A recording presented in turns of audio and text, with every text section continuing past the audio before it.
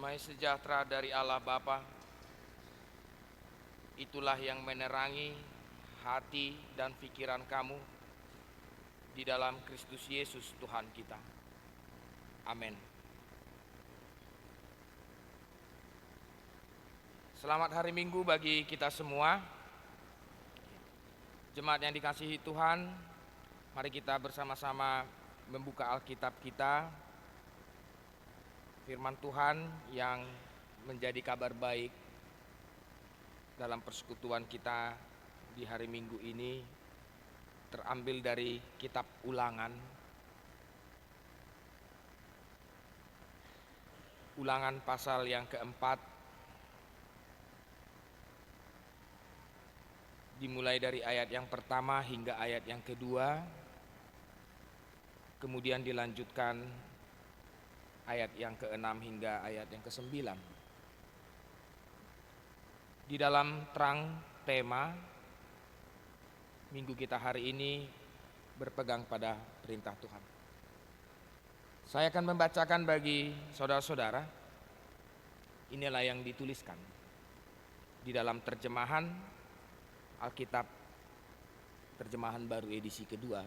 Saya akan membacakan bagi kita. Nasihat untuk memelihara hukum Allah. Sekarang, hai orang Israel, dengarlah ketetapan dan peraturan yang kuajarkan kepadamu untuk dilakukan, supaya kamu hidup dan memasuki dan menduduki negeri yang diberikan kepadamu oleh Tuhan Allah nenek moyangmu. Jangan kamu menambahi apa yang kuperintahkan kepadamu, dan jangan kamu menguranginya, melainkan berpeganglah pada perintah Tuhan Allahmu yang kusampaikan kepadamu. Saya akan lanjutkan baca ayat ke-6. Lakukanlah itu dengan setia, sebab itulah yang menjadi hikmatmu dan akal budimu di mata bangsa-bangsa. Bila mendengar segala ketetapan ini, mereka akan berkata, memang bangsa yang besar ini adalah umat yang bijaksana dan berakal budi. Sebab bangsa besar manakah yang mempunyai ilah yang demikian dekatnya seperti Tuhan Allah kita setiap kali kita berseru kepadanya? Bangsa besar manakah yang mempunyai ketetapan dan peraturan demikian adil seperti seluruh hukum ini yang kubentangkan kepadamu pada hari ini?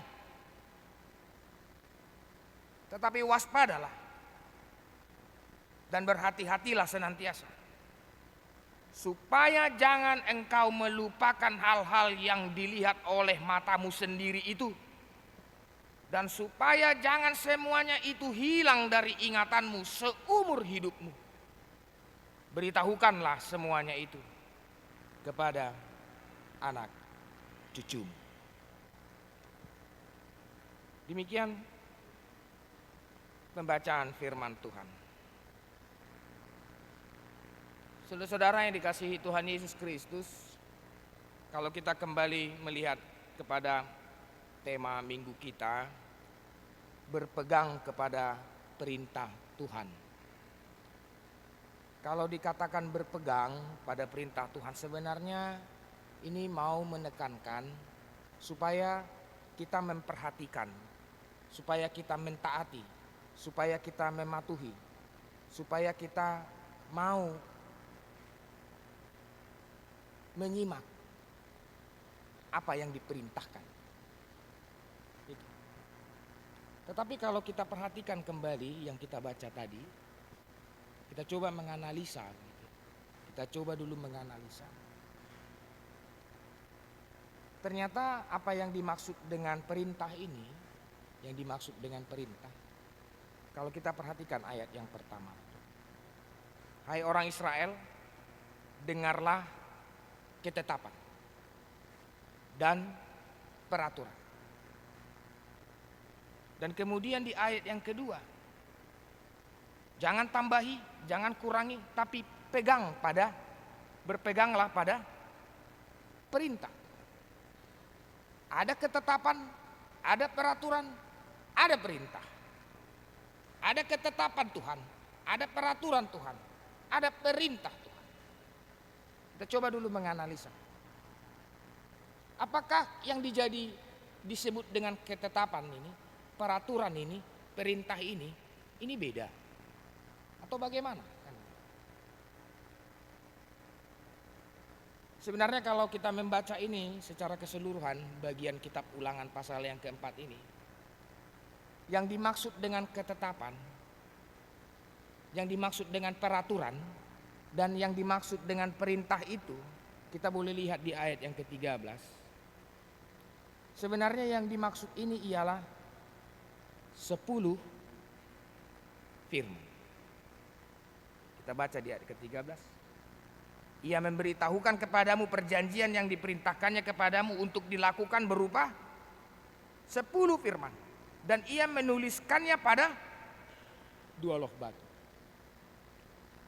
Jadi sebenarnya yang mau dikatakan peraturan, yang mau dikatakan ketetapan dan perintah ini disebut dengan 10 firman yang telah Tuhan nyatakan di dalam 2 loh batu.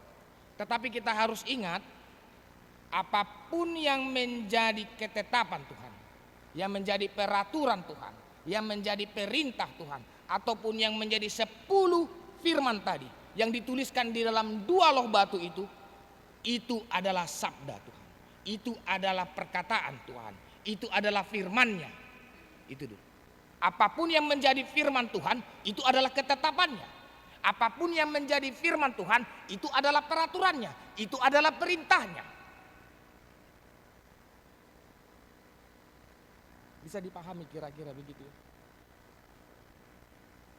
Apapun yang menjadi ketetapan, peraturan, dan yang disebut dengan perintah Tuhan, bahkan 10 firman itu, yang 2 loh batu itu, 10 Taurat itu adalah firman Tuhan, sabda Tuhan, perkataan Tuhan. Dan dikatakan di ayat yang pertama, dengarlah ketetapan ini, peraturan ini, perintah ini, sabda Tuhan ini, firman ini, dengar dan lakukan. Jadi tidak hanya mendengar, tidak hanya menyimak, tidak hanya sekedar oh ya saya tahu jangan bunuh, oh ya saya tahu jangan mencuri, saya tahu kok itu. Bukan hanya sekedar tahu, bukan hanya sekedar mengerti, lakukan itu. Itu yang mau disampaikan firman Tuhan ini. Sebenarnya kalau dikatakan ketetapan, maksud dari ketetapan ini, kalau kita melihat dalam terjemahan aslinya, yang dimaksud dengan ketetapan ini adalah sesuatu yang sudah dipahat, yang sudah diukir, yang sudah digoreskan. Atau kalau dikatakan yang sudah menjadi ketetapan, ini tak dapat dirubah. Karena sudah seperti itu, sudah ditetapkan. Sama seperti matahari terbit dari timur dan terbenam di barat. Itu ketetapan. Atau setiap benda yang kita lemparkan ke atas, pasti dia mempunyai gaya tarik untuk turun ke bawah. Itu ketetapan. Jadi apa yang disebut dengan firman Tuhan, sabda Tuhan yang sudah menjadi ketetapannya tidak dapat dirubah. Atau dengan lain kata tidak dapat diamandemen begitu. Nggak bisa dia diamandemen. Oh, bolehlah membunuh kalau terpaksa kan gitu. Iya. Oh, bolehlah mencuri, bolehlah berbohong kalau. Jadi yang sudah dikatakan dengan ketetapan ini tidak dapat dirubah. Tidak dapat, kalau dikatakan tidak dapat dirubah, berarti sebenarnya ini mau mengatakan bahwa tidak dapat diganggu gugat lagi. Tidak dapat diganggu gugat. Dan kalau dikatakan firman Tuhan itu adalah peraturan, sebenarnya kalau dikatakan peraturan, ini ada nuansa hukum di sana. Ada nuansa, sekali lagi, ini ada nuansa ya, suatu peraturan itu diberlakukan, suatu peraturan itu diadakan karena ini berkaitan dengan hukum. Begitu. Kenapa? Supaya ada keteraturan, menata hidup teratur. Begitu. Nah, jadi firman Tuhan ini dikatakan sebagai suatu peraturan. Maksud dan tujuan dari firman Tuhan ini ialah untuk menata kehidupan menjadi teratur. Dan kalau dikatakan firman Tuhan ini adalah perintah, seperti yang dikatakan di ayat yang kedua. Kalau dikatakan perintah, ini adalah penegasan. Ini adalah sesuatu yang harus dilaksanakan. Ini sesuatu yang harus dikerjakan. Suka tidak suka, lakukan. Terima atau tidak terima, siap atau tidak siap, kerjakan. Karena ini perintah. Dan ketika perintah ini tidak dilaksanakan, berarti melawan perintah. Apa yang Tuhan pernah firmankan, Tuhan sabdakan, dan itu menjadi perintahnya, tugas kita ialah mengerjakannya, melakukannya, melaksanakannya. Bukan untuk menolak perintah. Kalau kita menolak, berarti kita memberontak terhadap perintah itu. Sehingga kalau kita melawan perintah, maka yang ada ialah sanksi dan hukuman. Kira-kira demikian sebagai pendahuluan untuk mengerti apa yang dimaksud dengan perintah, ketetapan, dan peraturan di dalam Ulangan 4 ini. Dan firman Tuhan mengajak kita untuk berpegang kepadanya. Itu dia. Pertanyaannya, kenapa kok mesti kali kita berpegang kepada firman-Nya? Ada apa rupanya dengan firman-Nya itu? Kenapa kita harus berpegang kepada ketetapannya, kepada peraturannya, kepada perintahnya? Untuk apa? Supaya apa? Mengapa kita harus berpegang? Dan mengapa kita harus mendengar dan melakukannya? Di dalam firman Tuhan hari ini ada dua hal yang kita temukan. Kenapa kita harus berpegang kepada ketetapan, peraturan, dan perintah Tuhan itu? Yang pertama, seperti yang disebut di dalam ayat yang pertama itu. Dengar ketetapan dan peraturan yang kuajarkan ini untuk kamu lakukan supaya apa? Supaya kamu hidup. Sekali lagi, dengarkanlah dan lakukanlah ketetapan serta peraturan dan perintah atau firman Tuhan, sabdanya ini. Dengar, lakukan. Supaya apa? Ayat pertama dikatakan, supaya kamu hidup. Tidak hanya itu, supaya kamu dapat memasuki serta menduduki negeri yang diberikan kepadamu. Supaya kamu hidup. Sebenarnya maksudnya hidup ini bagaimana kan gitu?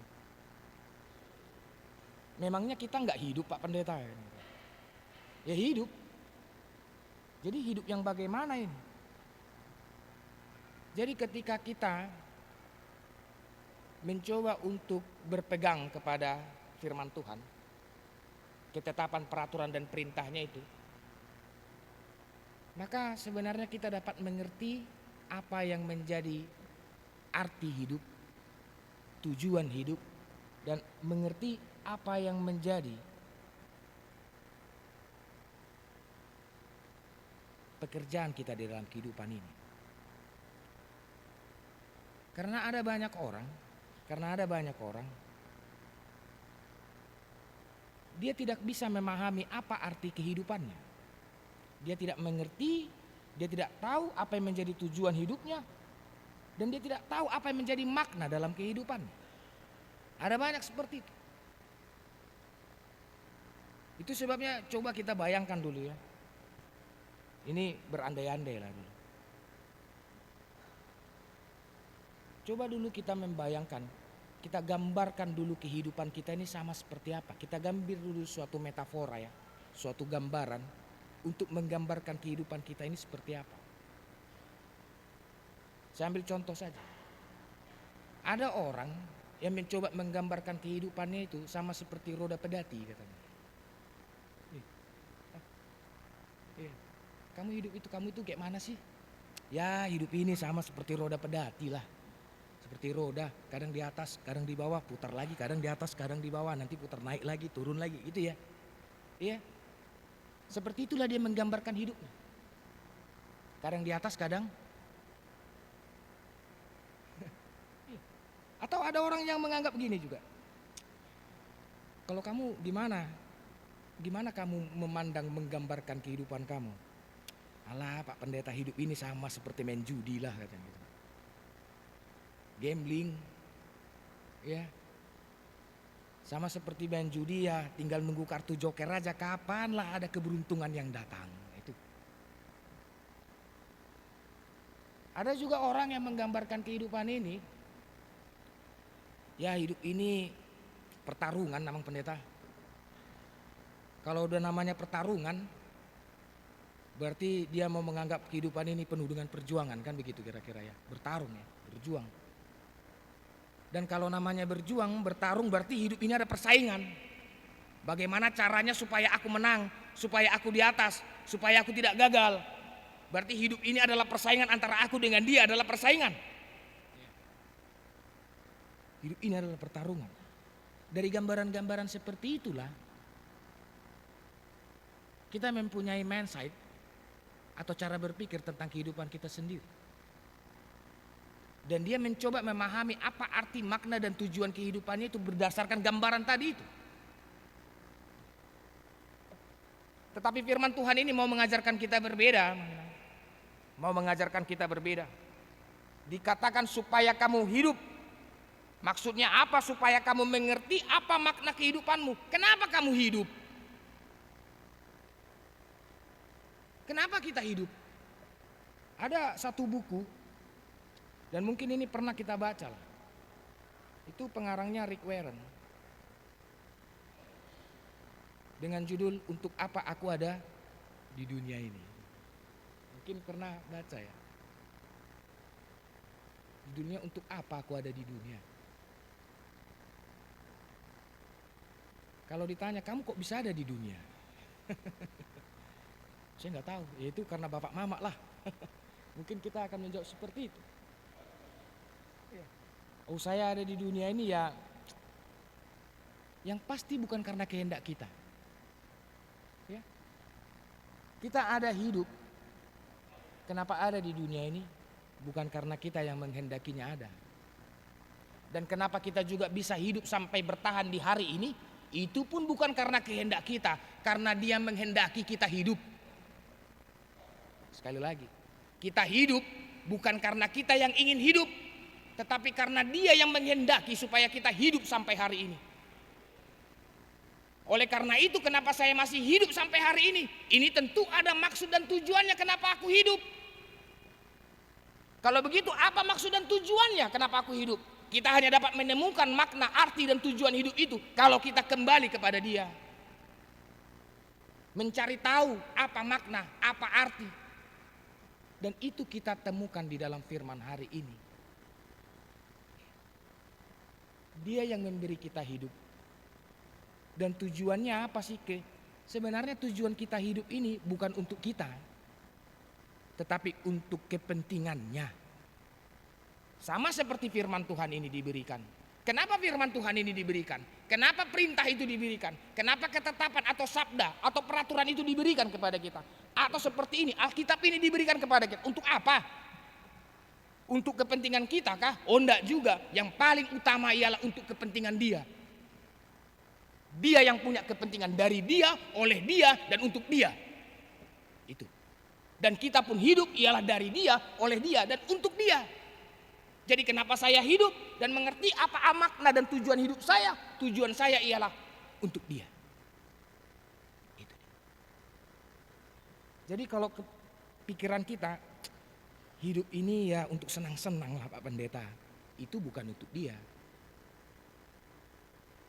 Ya hidup ini untuk dinikmati lah Pak Pendeta. Yang nikmati siapa? Saya, bukan dia. Itu sebabnya firman Tuhan hari ini mau mengingatkan.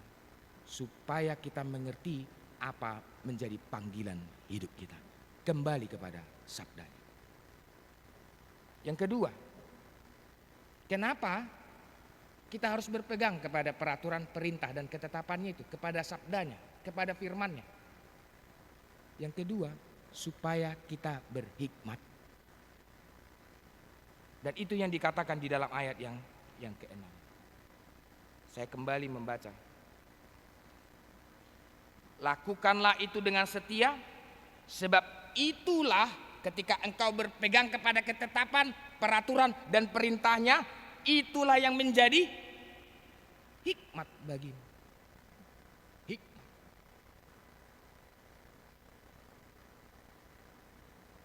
Supaya kamu melakukan demikian dan kamu bijaksana dan berakal budi. Iya. Supaya kamu berhikmat. Apa itu hikmat? Apa itu hikmat? Kalau dalam pemahaman orang Israel, kan ini kan hikmat itu disebut dengan hokmah ya. Hokmah. Kalau arti sebenarnya hokmah ini seni hidup. Jadi orang yang berhikmat itu adalah orang yang memiliki seni dalam kehidupannya. Dia punya seni dalam menjalani hidup. Itu sebabnya kalau seni itu bukan bicara ini. Minta maaf. Bukan soal intelektual, bukan soal kecerdasan, bukan soal IQ, bukan. Dan kita bolehlah kembali mengingat kalau bicara tentang hikmat ini, kita selalu mengarah kepada doa Salomo kan. Karena Salomo itu adalah orang yang berhikmat. Dan itu yang dia minta kepada Tuhan. Kita boleh baca itu di dalam 1 Raja-Raja. Saya akan membaca.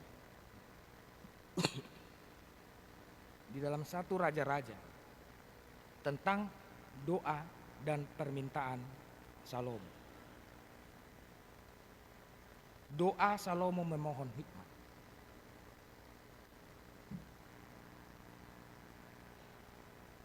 Di pasal yang ketiga, biar kita mengerti apa itu hikmat, apa itu kebijaksanaan.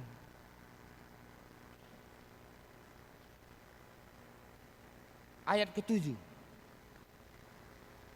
Sekarang ya Tuhan Allahku, Engkau yang mengangkat hamba-Mu ini menjadi raja.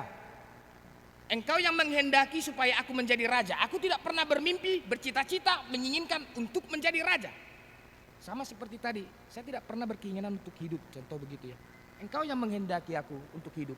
Engkau yang menghendaki aku untuk menjadi raja, menggantikan Daud ayahku. Sekalipun aku masih muda dan belum berpengalaman. Demikianlah hamba-Mu ini berada di tengah-tengah umat-Mu yang Kau pilih, suatu umat yang besar yang tidak terhitung dan tidak terkira banyaknya. Permintaannya di ayat 9. Berikanlah kepada hamba-Mu ini apa? 1 Raja-Raja 3 pasal 9. Berikanlah kepada hamba-Mu ini hati. Hati yang paham. Yang paham menimbang perkara, menghakimi umat-Mu ini. Hati ini dapat membedakan antara yang baik dan yang jahat. Bukan soal ini. Itu sebabnya kenapa hikmat itu adalah seni dalam kehidupan. Ini soal hati. Dan apa yang Tuhan ajarkan di dalam ketetapan, dalam perintahnya, dalam sabdanya, dan peraturannya, itu mengajarkan kita berhikmat, memiliki hati. Hati. Dalam kehidupan ini perlu hati. Dan itu juga yang dikatakan dalam kitab Amsal pasal 20. Dari segala yang perlu engkau jaga, si jagaun gumudang mah, jaga hatimu. Karena dari hati itulah sumber kehidupan. Dan Tuhan Yesus juga pernah katakan, apa yang keluar dari mulut itu bersumber dari dalam. Segala sesuatu perbuatan, tindakan itu semuanya muncul dari dorongan hati. Itu sebabnya dalam kehidupan ini kenapa kita perlu berhikmat. Karena dalam hidup ini perlu hati. Oh iya, suami pun juga, atau katakanlah istri juga, untuk melakukan sesuatu itu harus dari hati. Iya dong. Untuk bikin kopi aja harus dari hati. Untuk memasak sesuatu aja harus dari hati. Untuk menyetrika baju, untuk mencuci, merapikan semua. Dan suami yang bekerja setiap hari, ya itu juga harus dari hati. Itu dia. Itu sebabnya hati sangat menentukan. Hati yang bagaimana ini? Seperti doa Salomo tadi. Tahu mana yang baik dan mana yang jahat. Tahu mana yang menjadi kehendak Tuhan untuk kita kerjakan, mana yang menjadi larangannya untuk kita jauhkan. Itu orang berhikmat. Bukan semauku, bukan semauku, keinginanku. Yang penting aku puas, yang penting aku senang. Oh enggak. Tidak. Melihat segala sesuatu itu pun juga dengan hati. Nah, oleh karena itu saudara-saudara dalam Tuhan Yesus Kristus, saya pikir untuk penutup dari semua yang sudah saya coba untuk sampaikan di dalam khotbah ini, kita mungkin perlu juga mengingat firman Tuhan di hari Minggu itu. Betapa pentingnya sabda Tuhan ini, firman Tuhan ini, yang sudah Dia tetapkan ini. Bahwa firman Tuhan itu adalah senjata bagi kita. Dari segala perlengkapan rohani yang diberikan kepada kita, hanya satu senjata yang dapat mengalahkan, melawan firman Tuhan. Dan itu disebut sebagai pedang roh. Oleh karena itu, pertanyaannya, ini senjata sudah sama kita, sudah diberikan kepada kita. Kita sia-siakan, kita pergunakan, atau bagaimana? Mau kita buang? Itu tergantung kita. Tetapi sebenarnya firman Tuhan ini menjadi kekuatan bagi setiap orang yang percaya dalam Roma 1 ayat 16-17. Ini adalah kekuatan Allah. Ini memberikan kekuatan dan kemampuan bagi kita untuk melawan. Supaya kita hidup di dunia ini. Karena begitu banyak tantangan, begitu banyak pergumulan, dan kita tidak tahu apa yang terjadi ke depan ini. Setiap saat berkembang, penuh dengan tantangan. Dan sebenarnya kita seperti orang yang sedang bertarung di dalam dunia ini melawan suatu kuasa. Tetapi firman Tuhan ini adalah senjata bagi kita. Itu sebabnya setiap orang yang sedang mempelajari firman, yang sedang menggumuli firman, yang mencoba untuk menghayati firman, itu adalah orang-orang yang sedang mengasah pedangnya.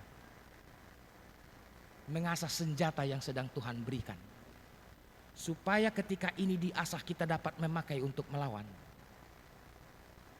Persoalannya kita asah pun senjata ini, tajam pun pedang ini. Pertanyaannya, lihaikah kita menggunakan pedang supaya menang dalam pertarungan? Bagaimana caranya supaya lihai dan memenangkan pertarungan ini? Latih. Bagaimana caranya melatih? Belajar untuk lakukan firman Tuhan itu. Dan ketika kita belajar untuk menekuni, melakukan apa yang Tuhan sabdakan, tetapkan kepada kita, sebenarnya kita sedang berlatih supaya lihai menggunakan senjata yang Tuhan berikan. Selamat bertekun dalam firman Tuhan. Selamat hari Minggu. Amin.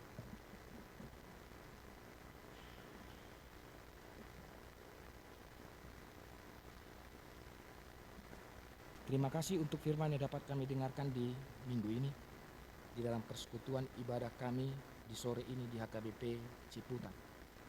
Untuk firman kabar baik yang dapat kami dengarkan, firman yang Engkau tetapkan, yang Engkau perintahkan untuk kami lakukan, dan itu yang menata kehidupan kami supaya teratur. Firman-Mu tidak pernah kembali dengan sia-sia Tuhan. tetapi Dia akan melakukan seperti apa yang Engkau kehendaki. Dan apapun yang menjadi tujuan firman-Mu itu ialah untuk kepentingan-Mu, untuk kemuliaan, untuk menyatakan kuasa dan pekerjaan. Dan segala sesuatu yang Engkau nyatakan dalam dunia ini, ketika itu menjadi kepentingan-Mu, pasti memberi dampak kebaikan dalam kehidupan kami yang Engkau ciptakan.